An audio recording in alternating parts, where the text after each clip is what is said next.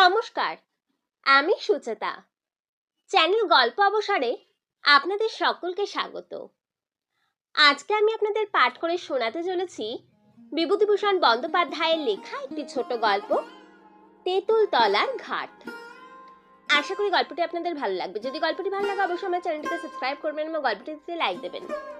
তবে শুরু করা যাক আজকের ছোট গল্প, তেঁতুল তলার ঘাট।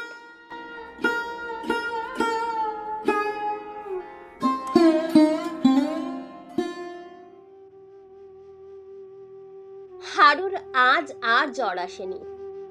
এখন তার মনটাতে বেশ ফুর্তি আছে। জ্বর এলে আর ফুর্তি থাকে না, কিছু না কিছু নিরানন্দ আসে। আজ 4 মাস ধরে সমানভাবে ম্যালেরিয়া জ্বর, পেট জোড়া পিলে আর সর্বদাই ভয় ওই বুঝি জ্বর এলো। অনেকেই ওকে দেখে বলে, ইস, ছেলেটার মৃত্যু দশা হয়েছে একেবারে, এবার বুঝিবা সরে। এসব বলতো এমন সব লোকে যারা ওকে ভালোবাসার চোখে দেখে না। যে ভালোবাসার চোখে দেখে সে কি এমন কথা বলতে পারে? হারুও তা বুঝতো, বুঝে চুপ করে থাকতো। জ্বর আসাটা যেন ওর মস্ত অপরাধ। এজন্য সে একদিকে যেমন বাড়িতে বাবা ও পিসিমার, অন্যদিকে পাড়া প্রতিবেশীদের কাছেও অপরাধী। ওর মা বলে, সকলের হাড় জ্বালালি তুই বাপু, কারো কারো শাস্তি নেই তোর জন্যে।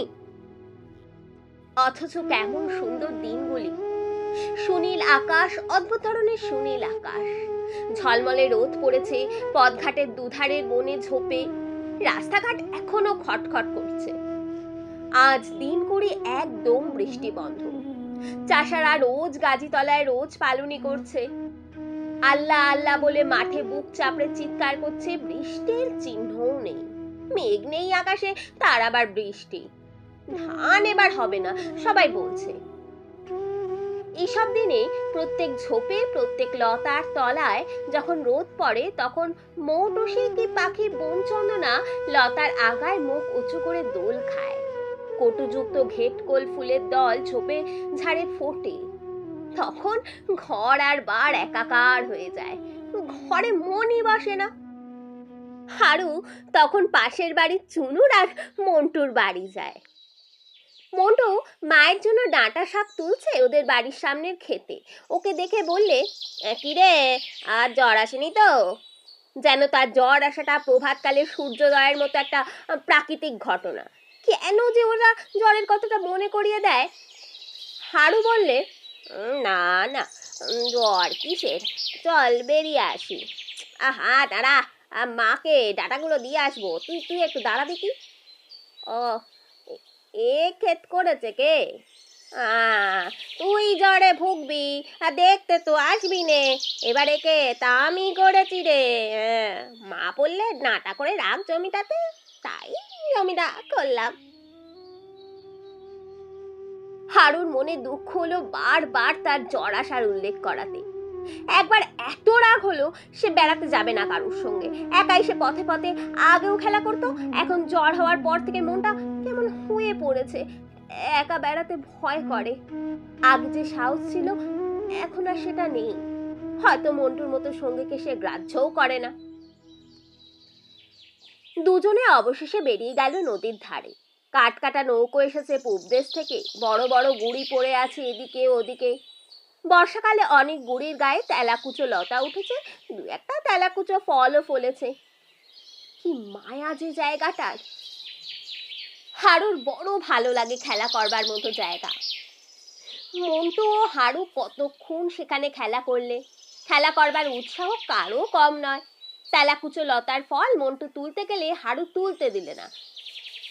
কেন? বেশ তো দুলছে লতার আগায়, একটা আধ পাকাও হয়েছে, তুলবার কি দরকার? বেশ দেখাচ্ছে গাছে। বেনে বউ জোড়ায় জোড়ায় বেড়াচ্ছে কালকা শুনবে গাছের ঝোপে ঝোপে। কতক্ষণ কেটে গিয়েছে দুজনের কারো খেয়াল নেই। মন্টু কাছে গিয়ে বললে, কিরে, অমন করে বসলি কেন রে? জ্বর এলো নাকি? না, দেখি গা, ওরে বাপস রে, আরে গা যে পুড়ে যাচ্ছে। এই বাড়ি যা, বাড়ি যা, বাড়ি যা। হারু বিমর্ষ ভাবে বললে, তুই তুই জ্বরের কথা অত করে মনে করে দিলি কেন রে? হ্যাঁ, আমি ভুলেছিলাম বেশ। যে এমনি তুই মনে করে দিলি না, অমনি আমার জ্বর এলো। না না রে, তোর এমনিও জ্বর আসতো রে। আমি মনে করাতে জন্য তোর কি আর জ্বর এলো? ও তোর ভুল কথা। চপ চপ চপ চপ বাড়ি চ বাড়ি চ বাড়ি চ। বাড়িতে আজ চিংড়ি মাছ দিয়ে লাল ডাঁটার চচ্চড়ি হচ্ছে, সে দেখে এসেছে। কলাইয়ের ডাল দিয়ে ওই চচ্চড়ি দিয়ে ভাত খেতে যা লাগে। মাকে না বললেই হলো যে জ্বর এসেছে। মন্টুকে পথ থেকে সরিয়ে দেওয়ার জন্য বললে, তুই বাড়ি যা, আমি আমি একা যেতে পারবো। যা যা যা। যেতে পারবি ঠিক? পারবো, ভারী তো একটুখানি জ্বর, ও এক্ষুনি সেরে যাবে, তুই জানিনি। হারু বাড়ি ফিরে দেখলে রান্না এখনো হয়নি, কিন্তু দেরি করতে গেলে চলবে না। সে জানে এরপর এমন ভীষণ কম্প উপস্থিত হবে যে রোদে গিয়ে বসতেই হবে, নয়তো লেপ মুড়ি দিয়ে গিয়ে শুতে হবে। গায়ে কাঁটা দেবে, বমি হবে। সুতরাং ভাত যদি খেতে হয় তবে আর দেরি করা উচিত হবে না, এক্ষুনি খেতে বসা উচিত। মা জ্বর এসেছে বুঝতে পারলেই সব মাটি, আর ভাত দেবে না। ও রান্নাঘরের দৌড়ে দাঁড়িয়ে নির্বিকার ভাবে বললে, মা মা খিদে পেয়েছে।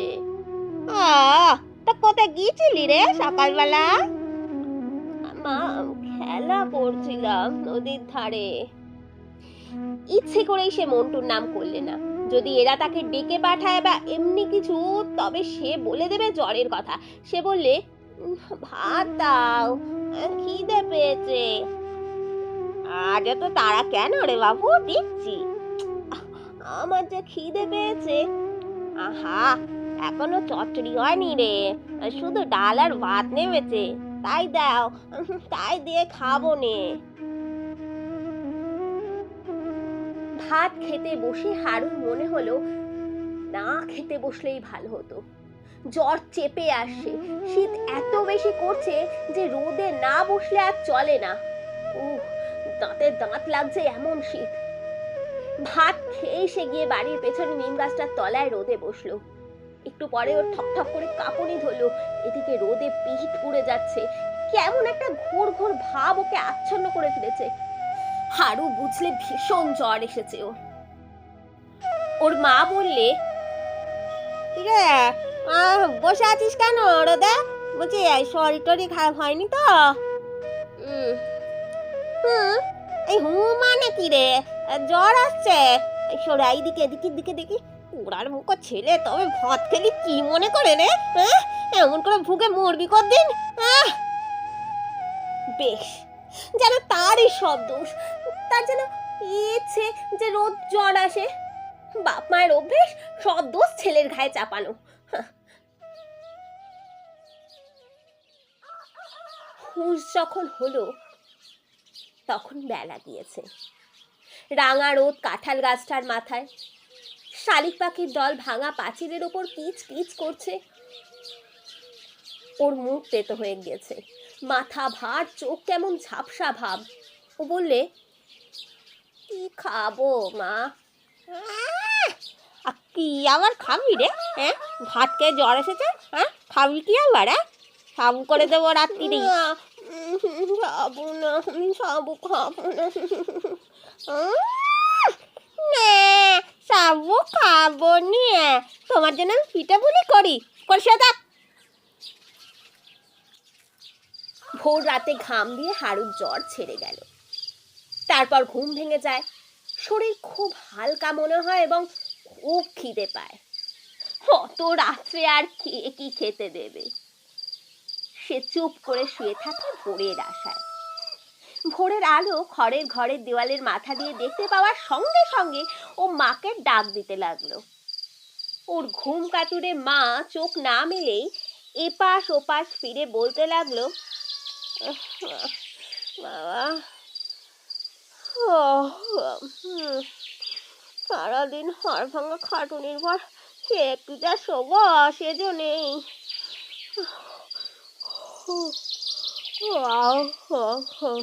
একটু যে চোখ বুঝে অমনি ষাঁড়ের মতো চিৎকার। আর মাজা মাজা হয়ে গেল। হাড়ি নাকি সুরে বললে, সবে সবে চোখ বুঝেছো বুঝি? রোদ উঠে গিয়েছে গাছপালার মাথায়, আমার খিদে পেয়েছে, উঠে দেখো কত বেলা। অবশ্য এও অতিশয়োক্তি, রোদ ওঠেনি, সবে ভোরের আলো ফুটেছে মাত্র। তোর মা ওঠবার বিশেষ কোনো আগ্রহ দেখালে না। ছেলের এই নাকি সুরের চিৎকার সকালবেলার দিকে নিত্য নৈমিত্তিক ঘটনা। হারু খানিকটা কান্নার পর আপনি চুপ করে। বিছানা ছেড়ে উঠতেই বেশ আনন্দ লাগে। আজ কি সুন্দর দিনটা, কেমন পাখির ডাক বাঁশ গাছের মগডালে। তার মা বলেছিল আজ কুমড়ো কাটার সংক্রান্তি, যে যার গাছ থেকে যা পারবে চুরি করবে, শশা লাউ কুমড়ো যার যা ইচ্ছে, কেউ কিচ্ছু বলতে পারবে না বা সাহসও করবে না। অন্য কিছু নয়, গানিবুড়ে উঠোনের মাচায় সেই যে শশা গাছ, চমৎকার শশার জালি দুলছে কঞ্চির আড়ালে। কতবার লোভ হয়েছে ওর, কিন্তু বুড়ি বড় সতর্ক। আজ ও বেলা রাতের অন্ধকারে একটা দা হাঁটে গোটা 5-6 শশার চালি আর গোটা শশা গাছটাকে যদি সবার করা যায়, ও উৎসাহে বিছানা ছেড়ে সে উঠে পড়ল। মন্টুদের বাড়ি গিয়ে এক্ষুনি পরামর্শ করতে হবে। খাওয়ার কথা সে ভুলেই গেল, এত কান্না এত অনুযোগ যে খাওয়ার জন্যে। এক ছুটে সে পৌঁছালো মন্টুদের বাড়ি। মন্টু ওর জ্যাঠামশাইয়ের পাশে বসে সকালবেলা মুড়ি খেতে খেতে ধারাপাত মুখস্থ করছিল। হারুকে দূর থেকে আসতে দেখে সে বিশেষ কোনো উৎসাহ প্রকাশ করলে না, কারণ এখন জ্যাঠামশাইয়ের হাত এড়িয়ে খেলতে যাওয়া অসম্ভব। সৌভাগ্যের কথা, মন্টুর জ্যাঠামশাই এই সময় তামাক সাজতে বাড়ির মধ্যে গেলেন। হারু ছুটে ছুটে এসে বললে, আজ কি দিন মনে আছে? মন্টু পিছন দিকে সতর্ক দৃষ্টিপাত করে বললে, কি দিন? কুমড়ো কাটা অমাবস্যে। কে বললে? সকলকে জিজ্ঞেস করে দেখ। কি করবি? তুই আর আমি বেরোবো, গানু বউয়ের বাড়ি সেই শশা গাছটা আছে তো, আজ রাতে সব শশা। কি বলিস? ঠিক আছে, তুই এখন যা, জ্যাঠামশাই আসছে, ও বেলা আমি তোদের বাড়ি যাবো। হারু সতৃষ্ণ নয়নে ওর মুড়ির বাটির দিকে চেয়ে বললে, কি খাচ্ছিস রে? মুড়ি। দিনা দিনা একগাল দিনা। এবার হারুর কানেও জ্যাঠামশাইয়ের খড়মের শব্দ পৌঁছেছে। সে তাড়াতাড়ি কাপড়ে অকারণ ডান হাতখানা মুছে মন্টুর সামনে হাত পেতে বললে, শিখি দে, আর তোর জ্যাঠামশাই আসছে। পরক্ষণে এক মুঠো মুড়ি মুখে পুড়ে দিয়েই সে ছুটে পালালো। মনে ভাবলে, বুড়ো এসে পড়লেই বকতো, আমায় দেখতে পারে না মোটে। কেপন মন্টুটা, একগাল মুড়ি কত কটা দিলে দেখো, দিব্যি মচমচে মুড়ি। তারপর সে বাড়ি পৌঁছে দেখলে তার মা সামনের উঠোন ঝাঁট দিচ্ছে। খাবার দেওয়ার কোনো ব্যবস্থা ও উদ্যোগ কিছুই নেই এ বাড়িতে। মা ওই এক রকমের লোক, আরো জানে অন্য মায়ের মতো নয়। কাল রাত্রে যে খায়নি জানে সবই, দাও না বাপু খেতে সকাল সকাল। কাণ্ডখানা বেশ। একটা বেলা হলে মা যদিও খেতে দিলে সে মাত্র এক বাটি সাবু। সে প্রতিবাদ করতে গেলে ওর মা ঝঙ্কার দিয়ে বলে উঠল, তোমাকে লুচি ভেজে দিই, পিঠে পুলি করে দিই, কাল সারা রাত জ্বরে শুয়েছ কি না? যেন জ্বর না হলেই মা তাকে লুচি ভেজে আর পিঠে পুলি করে খাওয়ায় আর কি। সে বাড়িতে নয়, এ বাড়িতে বাধা আছে চাল ভাজা 333 দিন, লুচি। কিন্তু ভাত, মা কি আজ ভাতও খেতে দেবে না নাকি? কথাটা সে ঘুরিয়ে জিজ্ঞেস করলো। ভাত খাওয়ার সময় আমায় সেই গাওয়া ঘি একটু দিতে হবে কিন্তু। ভাত? তা বলি ভাত খাবে কে ডারে? কেন আমি? বলি কত সাজে যায় চিত্তি রে, মলের আগায় ঘুমটি দিতে। সারা রাত জ্বরে কোকো করে না, ভাত না খেলে চলবে না। ভাত না খেলে চলবে কেন? কি খাবো তবে? শিউলি পাতার রস তো খেলি না সকালবেলা, একটু বেলা হলে দেবো এখন পাটা বেটে। আর সাবু না, সাবু নয়, 2খানা রুটি মাছ ঝোল দিয়ে তোমার পায়ে পড়ি মা, পুরনো জ্বর তো, ওতে কিছু হবে না। আচ্ছা আচ্ছা যাক, দেখবো। সুতরাং মনে আর একবার খুশির ঢেউ উঠলো হারুর। শরীর তার খুব হালকা হয়ে গিয়েছে, জ্বর না এলেও পারে। সকলে বলে শরীর হালকা হয়ে গেলে জ্বর আর নাকি হয় না। সে একা মাঠের ধারে বোষ্টম বাগানের পথে বেড়াতে গেল। বাগানের খুব নিবিড় একটা ঝোপঝাড়ের মধ্যে আছে সেই বুড়ো মাদার গাছটা। একবার রজুন কাকার দলে মিশে সে গিয়েছিল সেখানে। রজুন কাকা অদ্ভুত লোক, বড় বয়সের ছেলে, ওর গোপদারি বেরিয়ে গিয়েছিল, তবুও তাদের সঙ্গে খেলতো। কত নতুন নতুন খেলা শিখেছিল। তার দলে খেলতে বেরুলে শুধুই মজা, কত রকমের মজা। কিন্তু রজুন কাকা চলে গেল কোথায়? একদিন হঠাৎ নিরুদ্দেশ হয়ে গেল কোথায়, এই গা থেকে দুবার পুজো এসে গিয়েছে, তারপর আর আসেনি। মাদার গাছটা খুঁজে পাওয়া গেল না। ভিজে ঝোপঝাপ কত পটপটি ফল দুলছে গাছে গাছে, বড় বড় পটপটি ফল। আজকাল সব ছেলেই বর্ষা দিনে পটপটি ফল ছড়ে তাদের শিখিয়ে দিয়েছিল সেই রজন কাকা। আর বাঁশের চোঙের মধ্যে পটপটি ফল পুড়ে একটা কাঠি দিয়ে ঠেলে দিতেই ফটফটাস যেন বন্দুকের শব্দ, তাই ওর নাম পটপটি ফল। আজকাল সবার হাতে দেখো একটা বাঁশের চোঙ আর কাঠি আর পটপটি ফলের গোছা। রজুন কাকা না থাকলে আজ আর কাউকে পটপটি ছুটতে হতো না। দুটো বড় বড় টিপ পল্লার ফুল ফুটেছিল উঁচুতে, লতার আগে দুলছে, হাত বাড়িয়ে নাগাল পাওয়া যায় না। এক থিলো পটপটি ফুলই নিয়ে যেতে হবে, কিন্তু বহু চেষ্টা করেও সে কোনোটাই সংগ্রহ করতে পারলে না। বেলা হয়েছে অনেক, খিদেও বেশ পেয়েছে। বাড়ি গিয়ে রুটি আর মাছের ঝোল খাবে, উফ কি মজা! এতক্ষণে রুটিও হয়ে গিয়েছে। সে রোগা মানুষ, মা নিশ্চয়ই তার জন্য আগে করে রাখবে। আজ সে বেশ ভালো আছে, আজ আর জ্বর আসবে না। জ্বর বোধহয় সেরে গেল। একটু একটু খুব সামান্য শীত বোধ হচ্ছে, না না, কিন্তু সেটা জ্বরের দরুন নয়, বর্ষাকাল আর এই বন ঝোপে তো রোদ পড়েই না, তাই। মন্টু থাকলে, মন্টুরও শীত করছো, যদি আজ সেই বনে ঢুকতো। হারু ঝোপের বার হয়ে ছায়াবহুল সরু বনপথ ছেড়ে চওড়া রাস্তায় এসে দাঁড়ালো। এই চওড়া রাস্তা ওদিকে নাকি কৃষ্ণনগর পর্যন্ত চলে গিয়েছে, বাবার মুখে সে শুনেছে। এক সারি ধান বোঝাই গরুর গাড়ি মন্থর গতিতে আসছে ওদিক থেকে। হারু একটা পিটুলি গাছের তলায় আধা রোদ আধা ছায়ায় বসে বসে গরুর গাড়ি দেখতে লাগলো। বোধহয় একটু বেশিক্ষণ বসা হয়ে গেল। যে সময় উঠবে ভেবেছিল সে সময় ওঠা হলো না। রোদটা বেশ মিষ্টি লাগছে। না, জ্বর হয়নি তার, বর্ষাকালে রোদ সকলেরই ভালো লাগে। বাড়িতে যখন সে পৌঁছলো তখন বেলা 12টা। হাতে তার গোটা কতক পিটুলি ফুল। ওর মা বললে, ও মা, কি কাণ্ড রে! এই যে বলে গেলি খিদে পেয়েছে, আমি তখন থেকে রুটি করে বসে আছি, তা কোথায় ছিলি? বলি ভালো আছিস তো? কোথায় ছিলি রে? মাদার পাড়তে গেছিলাম, ওই বোষ্টমদের বাগানে। জ্বর হয়নি তো? না। কিন্তু ওর কথার ধরন আর চোখ মুখের ভাব ওর মার কাছে ভালো বলে মনে হলো না। কাছে ডেকে বললে, তোর চোখ মুখ রাঙা দেখাচ্ছে কেন রে? এদিকে এদিকে সরে, এদিকে দেখি দেখি গা দেখি। রে বাপ রে, গা পুড়ে যাচ্ছে যে। এই যা, শুয়ে পড় গিয়ে, আর খেতে হবে না, আর যা যা যা। যখন ওর জ্বরের ঘোর কাটলো তখন রাত হয়েছে।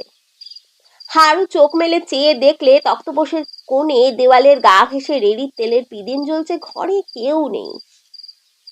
জ্বর ছেড়ে গিয়েছে, তখনকার খিদে এখনো রয়েছে। সে কিচ্ছু খায়নি দুপুর থেকে। মা কোথায় গেল?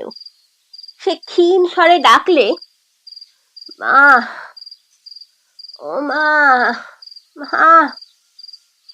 কেউ উত্তর দিলে না। মা রান্নাঘরে কাজ করছে বোধহয়, কিংবা হয়তো পাশের ওই নিতাই কাকার বাড়িতে গিয়েছে। একটু পরে ওর মাকে সন্তর্পণে পা টিপে টিপে ঘরের মধ্যে ঢুকতে দেখে ও একটু অবাক হয়ে গেল। মা অমন করে হাঁটছে কেন? আমসত্ত্ব চুরি করবে নাকি? সেই তো আমসত্ত্ব চুরি করবার সময় অমনি মা এসে ওর মুখের উপর ঝুঁকে দেখতে গেল। চোখ তাকিয়ে থাকতে দেখে যেন একটু অবাক হয়ে গিয়ে নরম মোলায়েম সুরে বললে, বাবা, বাবা হারু, কেমন আছো আজ? ভালো। দেখি।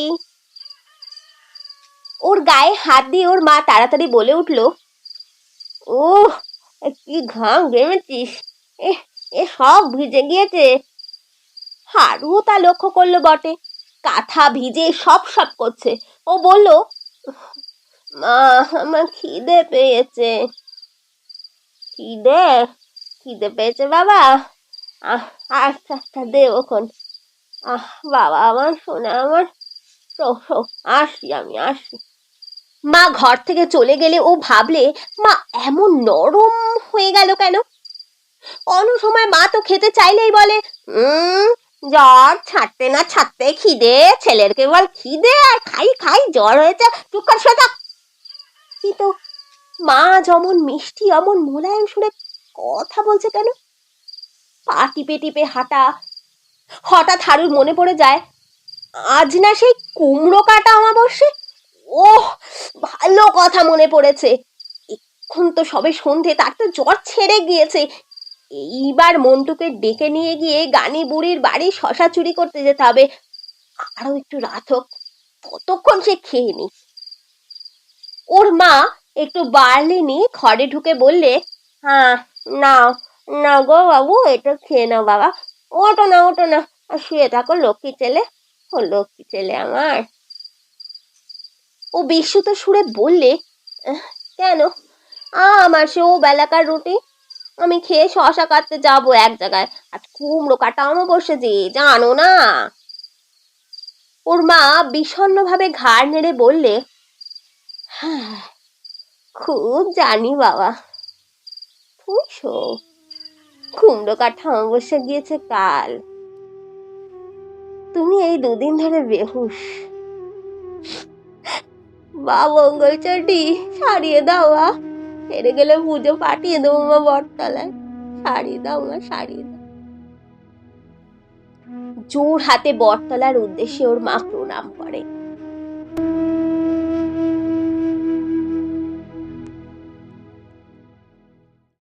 ধন্যবাদ। শেষ হলো আজকের ছোট গল্প তেঁতুলতলার ঘাট। আশা করি গল্পটি আপনাদের ভালো লেগেছে। যদি গল্পটি ভালো লাগে অবশ্যই আমার চ্যানেলটিকে সাবস্ক্রাইব করবেন এবং গল্পটিতে একটি লাইক দেবেন এবং কমেন্টে অবশ্যই জানাবেন গল্পটি আপনাদের কেমন লাগলো।